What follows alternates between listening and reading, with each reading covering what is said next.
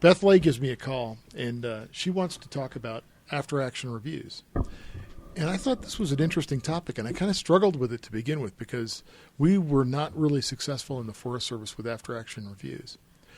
So I thought back on where we were successful with after-action reviews, and it turns out that in aviation, we were really, really, really successful with after-action reviews. So I had a friend who flew for the Blue Angels. He was the pilot for Fat Albert. And, hey. Yeah, exactly, right? And his name was Joe Mihalik, and he was a Marine Corps pilot, obviously, because that's the Marines fly Fat Albert. And he and I talked quite a bit about one of the things that they would say every time they made a mistake in their debriefings, so in their after-action reviews. And what they used to say was, happy to be here and proud to serve. And you probably heard me say that from time to time. Because I think that it's a humbling kind of thing, and I do it intentionally because I am happy to be wherever I am, and I'm happy to serve in whatever capacity I'm serving in. And certainly if you're a Blue Angel, that's something you feel really strongly about. So Beth had me do this whole thing, and I started with the Blue Angels, but now they've changed that, and it's kind of interesting. You'd like this because they've changed the language. So now they say, glad to be here. Instead of happy to be here and proud to serve, they now just say, glad to be here. Kind of an interesting change in language. So what's the benefit of that? I'm not sure. I'm not sure if it was a drift thing, that just happy to be here and proud to serve. Glad to be here almost sounds smug, sort of. In a way, but I know that that's not the way they intended. Right, but happy to be here is, it goes to what you just said, satisfaction of being where you are. Yeah. Proud to serve is that sort of servant approach to problem solving. It seems like the new way is not as good as the old way. I think you could do a really good short piece for LinkedIn, because they're not very long pieces. Do a short piece on LinkedIn and show this transition in the Blue Angels language. And it would be really interesting, because I think Todd's right on it. I mean, happy to be here and proud to serve has a real deep meaning to me. And it always has. From the time that Joe first told me about it, I thought, wow, that really resonates. Deeply resonates with me. And they had a thing on the Blue Angels, a History Channel video on them, and you saw them walk into the briefing room, and a guy stood up, and he was acknowledging that he made a mistake, and he said, I'm happy to be here and proud to serve, and here's the mistake I made today. These are guys that are flying jets 36 inches apart. Yeah. Right? So hazardous job? Hell yes, hazardous job. So that's where I started, and then I took it through kind of the problems that we had with the Forest Service, and I ended up with some ideas around AARs that emerged out of the Air Force, and how was the plan, what didn't work, and then I couched it against margin, intuition, and prediction, because that's kind of what we're thinking about all the time is margin. How much margin do we have in the system? How much intuition do we have in the system? And how much are we able to really truly predict what the system's going to deliver? And then what worked? Margin, intuition, and prediction again. And where were we lucky? And that turned out to be like the most important debriefing question that we had in the Air Force. We'd sit down and go, where were we lucky? And that really kind of said the same kind of thing as happy to be here and proud to serve, right? Yeah. Which is our humility. When we recognize that luck played a role in the success of our mission, that's humbling. It's truly humbling. And it's one thing that I couldn't get through to the firefighters. I also think it's not just humbling, it's also incredibly meaningful data, because now you found an error mode that has no safeguard. You found a way for failure to happen where you've got either no perceived notion, sort of safety basis prediction is the word you used, or you have no controls in place for when it fails you have recovery. Exactly. And some of our best learning can happen in that lucky space. So repeat those 4 questions. So how was the plan? What didn't work? Again, against margin, intuition, and prediction. What worked against margin, intuition, and prediction? And where were we lucky? I like those. I think those are really good. And it's simple, right? It's really simple. So anyway, that's what I gave Beth. That was one interesting thing that happened this week. But the real revelation, are we recording? Yeah. I figured we were. Now we're recording. I figured you surreptitiously. You always want to record. It's dumb not to record. It's dumb not to record. What if you said something really brilliant? Well, you didn't, but what if you did? I know. What are the chances of that? Let's just forget that from happening.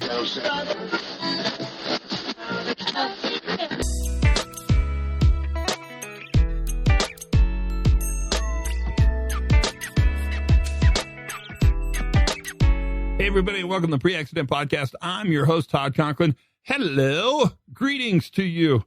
You got to hear young Ivan and I sitting down and getting ready to record a podcast. And he told like a pre-story. That's like a story before the story, a warm-up story. Let's call it that, the warm-up story on After Action Reviews. And well, you heard it. What am I doing repeating it? You were there.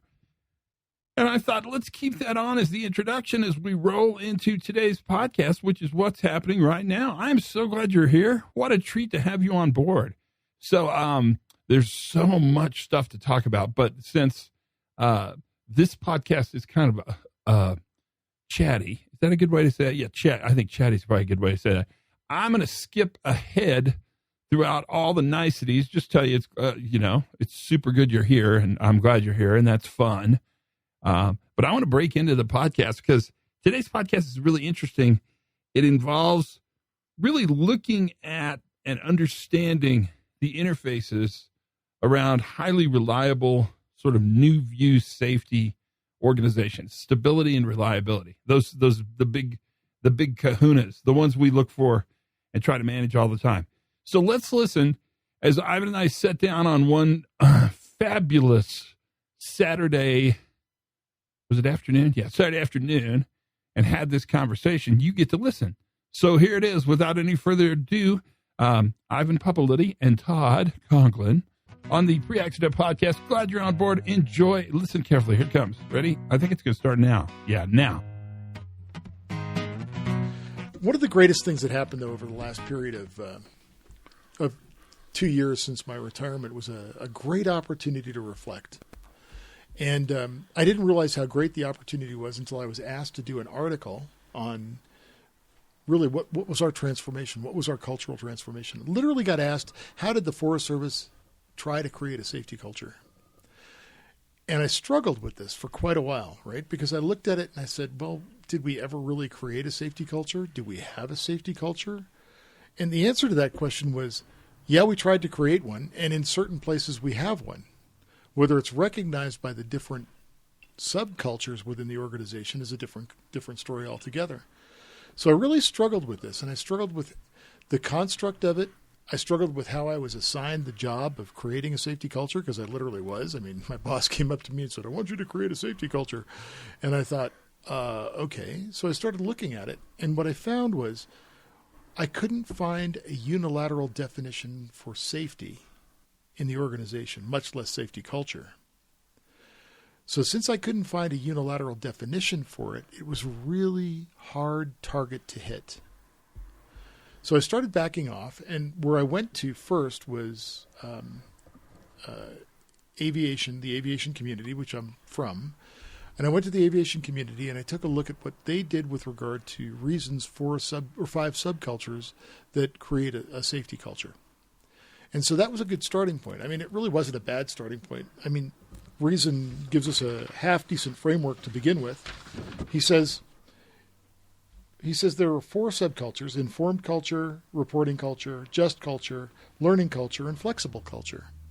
And we thought that was a really good place to start. Part of our organization really leaned heavily toward just culture, which makes total sense because our accident investigation process was fundamentally unjust. Yeah. And we were creating second victims. We were blaming the dead for their own death. It was crazy. I mean, just literally crazy. And families were up in arms. How can you blame my husband for killing himself? Is that what you're really telling me, that my husband killed himself? That's a horrible message. And then survivor guilt that existed, second victims among the survivors, plus people that lost their careers over things that were mistakes in complex systems, didn't make any sense. So just culture seemed like a really good place to start. So we grabbed onto that. We tried to apply some of the basic principles of just culture that emerged in the genre. Justculture.org was one that was grabbed. And what we found was That's David Marks? David Marks, yeah. And we ran into a dead end with that. And fundamentally why we ran into a dead end is because the algorithm that was produced by justculture.org, David Marks, always ended up coming to some sort of punitive action. It was either through repetition or recurrent failures or mistakes. It always took us to the same place. And as long as we got to that place of punitive action, We couldn't get anywhere. So jest culture wasn't really working for us. Reporting culture was something we really, really wanted, but we recognized that reporting culture was also tied to jest culture. Informed culture was tied to reporting culture. Learning culture was tied to all three of them. And then we had this flexible culture thing that was out there. And we really didn't know what to do with the flexible culture. The way Reason defined it was interesting and useful for a starting point, but we recognized that we needed to change the definitions of that after experimenting. I mean, not right away. So we started off with those cultures, and we started to try and do something with them. Our mode of operation was threefold. One was a research center. So we had a group, my group, Innovation and Organizational Learning, was really responsible for research. We sent people off to master's degrees and even to PhD programs so that we could increase the capacity of that group in terms of real research, genuine research. But we also had an empirical side of it, so practical side where people were out in the field trying different interventions. And that was really interesting. So we've got the central core of research and application. In fact, our group was called Research Development and Application. That was the subtitle of it. But on either flank of that, we had a situation where an opportunity where we could start to look at the different components. Leadership's component and leadership's contribution was really interesting. They wanted to start, and they did start, organization-wide dialogues. What a brilliant idea. With Dialogus? No, this is after Dialogus. Oh, in fact, okay. Dialogus kicked it off. So hats off to Dialogos because they started this diagnostic memo. And the diagnostic memo really held a mirror up to leadership. And I'm not sure that leadership liked what they saw. Yeah, that's probably normal. Yeah. Right? Pretty normal. And so leadership then was moved to a point of inquiry, which is super, super important. And I'll talk about this in just a second. But what leadership, out of the Dialogos work and out of the diagnostic memo, leadership said we've got to do something that engages the workforce in dialogue. And that's a really important piece. This whole dialogue piece, we wanted 30,000 people across the entire United States to engage in massive dialogues every year around safety. And it was interesting the way we started with that. And I'm going to talk about that in just a second. And then on the other side of it, we had the organization response to accidents and incidents. And in that space, what we recognized was our organizational response to accidents and incidents was fundamentally biased. Yeah. And we had to do something really, really different to make people have faith in the process and also to deliver on learnings from the process. So what we recognized in that space through the research blends over into both of these, but through the research, what we recognized is that there was a big difference between the acquisition of technical knowledge and the acquisition of understanding. And both of those are important learning capacities of the organization. We could get the technical knowledge. We could figure out what to do and what not to do. That's pretty easy. But some of those things reduced into the engine should have turned right instead of turning left at the fire. So are we going to issue a rule that all engines from now on turn left instead of right or right instead of left? That's very anti-UPS. It's very anti-UPS. And it's kind of crazy, right? So we recognize that. And so on the mirror side of that, on the other side of it, we recognize that this aspect of understanding, that focusing on developing systemic understanding relationships, understanding communication, understanding the network of influences, that became something that was really important. And that changed the serious accident investigation process into the learning review process and started to bolster some support from the field. The other thing that helped is a facilitated learning analysis. And I'm going to put this right out there. The idea of capturing story, just story with nothing, just the story, is powerful. And the facilitated learning analysis was designed to do that. Now, we had issues with it where, sometimes it was slanted in one direction, slanted in the other direction. That's the bias that's inherent in any kind of process. So we also recognize that processes are biased. And so we had to do something to try and dampen that bias. And I think, honestly, we're still working on it. In the meantime, as we start to look at what the leadership side of this house was doing, we started off with, I think, a pretty interesting methodology, or maybe not methodology, but a pretty interesting set of premises that existed with leadership that since I've become a professor, which I'm doing now, since I've become a professor, I see in a lot of different organizations where leadership starts out in this coercive space. And they're trying to coerce the workforce into compliance, which is not unusual. These are usually the places where we see zero tolerance rules and life-saving rules. Right. Golden rules. Yeah, golden rules. And that coercion may have a place. So bear with me for a minute because I'm going to get to the place where coercion might work. But what we saw in the Forest Service is the first year we had that coercive dialogue with all of our people where leadership was saying, well, you've got to agree with these rules. These basic things you've got to agree with. And the field came back with, no, we really don't agree. I mean, we might nod our heads in the room, but when we leave the room, it's a very different story.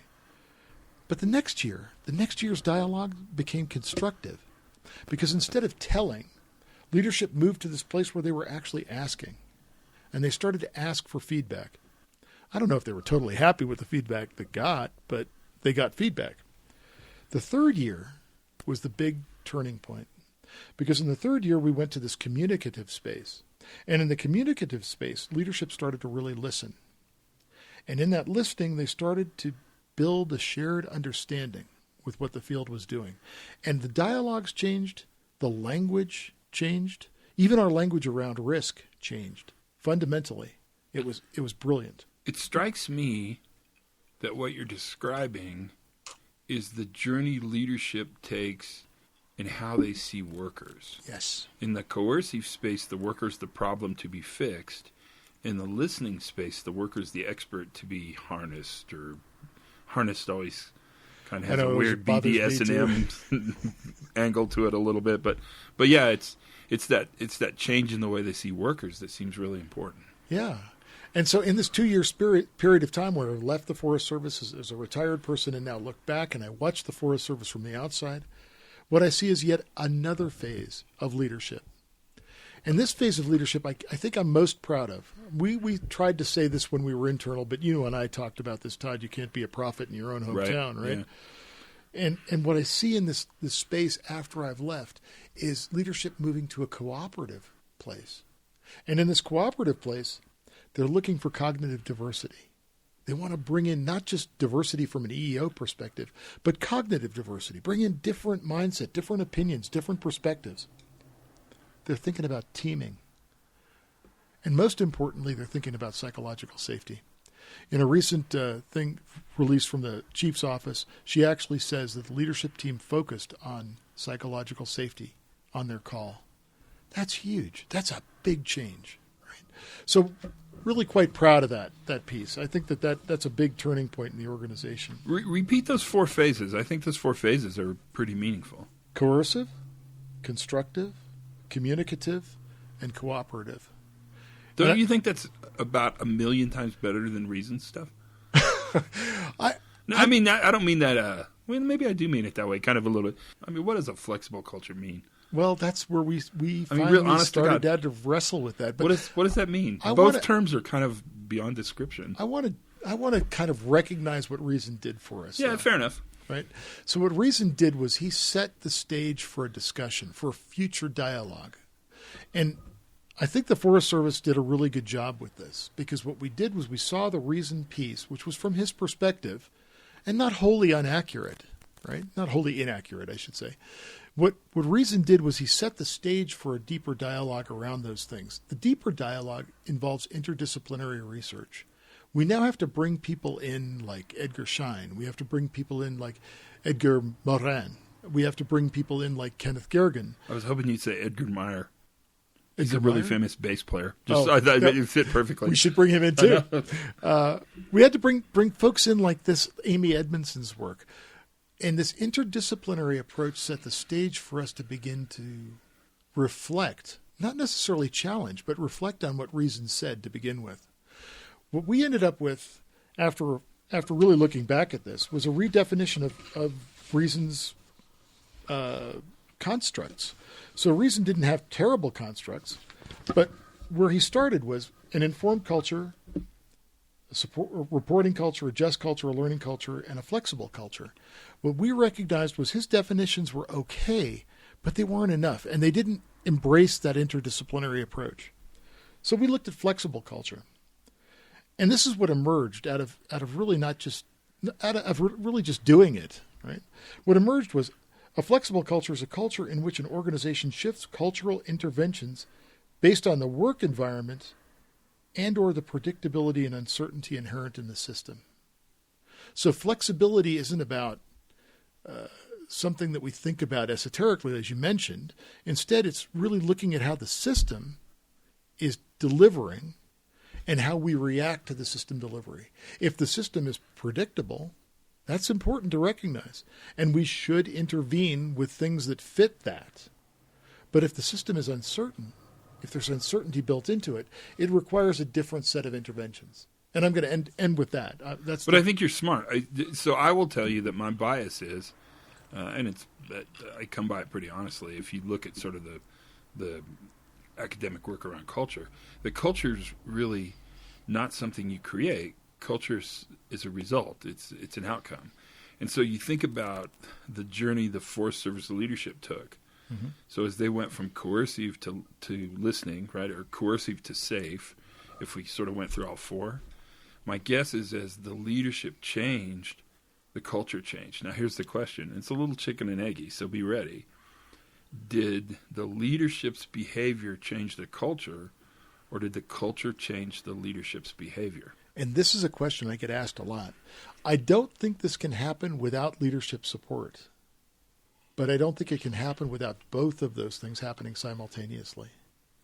So the field has to be in a position of inquiry and learning, and leadership has to be in a position of inquiry and learning. And I think it's contingent upon how we look at the field, right? I mean, if leadership sees the field as the problem, sort of a traditional view, safety one view, if we can sort of tap into Hallnagel, then we'll always have better advice coming from management to workers. Yes. But if you take more of a safety two view, not again to Hallnagel, then all of a sudden the data you want to collect existed in your organization all the time. It's just a matter of creating sort of humble inquiry, Edgar Schein's sort of notion, right? And psychological safety, Amy Edmondson's notion, to actually tap in and get that information. It's worthwhile for sure to think about. Yeah, and so where you are is in exactly what we discovered rather painfully, was that an interdisciplinary approach is required. And David Woods factors into this, and certainly Sidney Decker factors into this. There are a lot of different professionals who have spent a lot of time looking at different aspects of this that we knit together. And in fact, that's kind of the interesting thing about the origins of the word complexity. Complexity comes from complexar, which is to knit together. And that became a really important thing for innovation, or our group, IOL, Innovation and Organizational Learning, to knit these different things together. For example, you just led into a really important piece of it, which is the learning culture, how we redefined learning culture. Was learning as a shared value within the organization and is defined by the needs of the learners, which is something we never thought about before. And learners are encouraged to ask questions and rewarded for humble inquiry, so genuine inquiry. Following an adverse outcome event, all members of the organization are accountable to learn. And that's actually a quote from the then chief of the Forest Service, who said, when we have an adverse outcome event, our accountability shifts to the accountability to learn everything we can from that event, which is huge. That's a big shift in leadership thinking. Reporting culture, an organizational climate in which people are prepared to discuss errors and are willing to share perspectives. It's a function of psychological safety, but it's also a function of relational leadership. And we forget that those two things are really closely tied together. I mean, I can remember being in the Forest Service and actually being on the floor with the regional forester, and for being there for 3 years and never seeing the regional forester. Never saw him. But when I was in the Coast Guard, I'd see the commanding officer of the unit every single day. What kind of relationship could I develop with leadership when I saw the leader every day versus a leader that I never saw? Or one that showed up for a safety meeting and said, safety's our number one priority, and now my staff and I are going to walk up to our offices and do the important work while you guys sit here and talk about safety. That actually happened. So a shift in that kind of thinking has to take place. And it did. I think the Forest Service, I take my hat off to Forest Service leadership for making that shift happen. And an informed culture. Those who manage and operate the system share understanding and knowledge openly throughout the system, and all members of the organization are recognized as learners. So this is kind of how we redefined Reason's initial roadmap. And I think it was pretty important to do that. I think it was a pretty important thing. But now the pièce de la résistance. Here it comes. Here it comes. The apex. The apex. The climax. Yeah. Kinda. Yeah. Yeah. As we look at the climax or the apex of this, what we started to recognize was that we had a cultural intervention spectrum. And this becomes really interesting because it wasn't until I was actually forced to take a look at what we'd done and write this paper that I began to understand that we literally had a spectrum of interventions that applied. We would, you could argue that punitive action doesn't work. You could argue that punitive action does work. You could spend all of your time around those different types of interventions without ever realizing that the application is specific to the system properties. So we started mapping, and I've got a couple of students that are doing this right now as their capstone projects. They're actually mapping their organization, looking at their work functions against this spectrum. On one end of the spectrum, we have highly predictable. On the other end of the spectrum, we have highly uncertain. So if the system delivers uncertainty, we have a different set of interventions. Right. If the system has a high degree of predictability, there's yet a different set of interventions. And there are also interventions that are shared unilaterally between both systems. So let's talk about the ones, the simple and complicated, where there's high levels of predictability in the system. The interventions on that side, compliance with routine. We want compliance because the system is consistently delivering the expected. We want the creation of knowledge. So we want to understand the system in an analytical sense. So knowledge about the system. We want defenses in depth. There's absolutely no question about that. In that system, that side of the spectrum, we want defenses in depth. And we want traditional risk management and hazard identification. That works really well as interventions on that side of the cultural spectrum. But if we move to the uncertain side, the complex side, our demands are different and our interventions are different.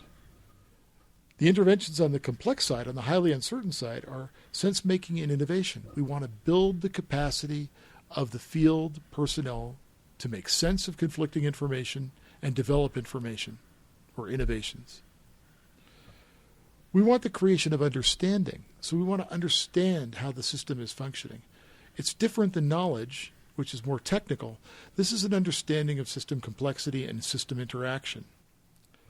We want to increase the capacity of the workforce to recognize anomaly. Now I'm going to give you a silly story. In the Air Force, when I was briefing my crews, I adopted something that was widespread throughout the aviation community in the Middle East.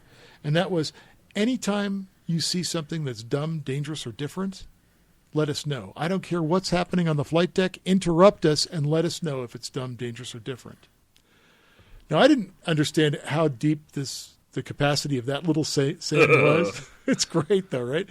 I gave a talk in New Zealand to the forestry community in New Zealand. And the forestry and community in New Zealand adopted that to such a high degree that they actually wrote dumb, dangerous, and different on the back of their high-vis vests so that everybody on site, on the operational site, yeah. That's brilliant. Yeah, and that would trigger that response. Because we always say if you see something and say something, right? But there's all kinds of baggage associated with that.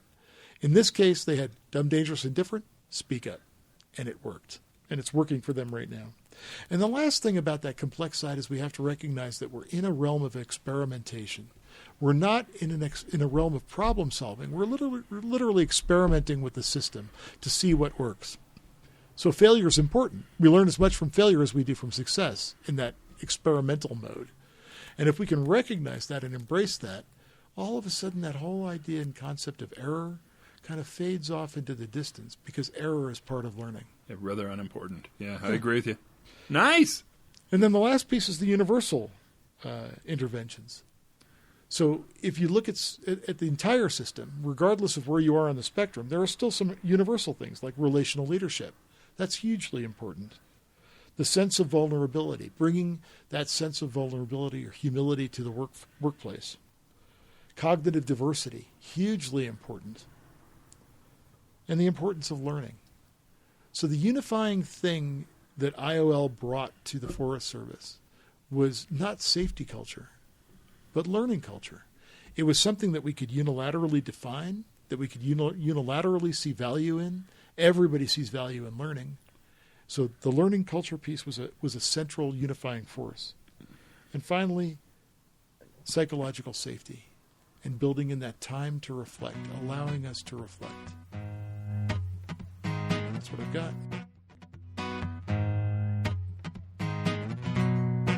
I told you it was a really good podcast. I'm not lying to you and stuff. So that's Ivan Pupilidy. If you want more, Dynamic Inquiry LLC is the website. And you can always catch Ivan through LinkedIn or just drop a note. I mean, it's quite doable. And he's someone to talk to. And he's doing some cool stuff and some definitely cool things as he retires. So that's been kind of fun. So that's the podcast. Already over time a little bit. That's okay. I owe you. I'll make it up to you. I promise. It's a deal. I hope you learned something new today. I'm sure I did. I know I did. Have as much fun as you possibly can. Thanks, Ivan and Chris, for being on the podcast. And for the rest of you guys, for goodness sakes, be safe.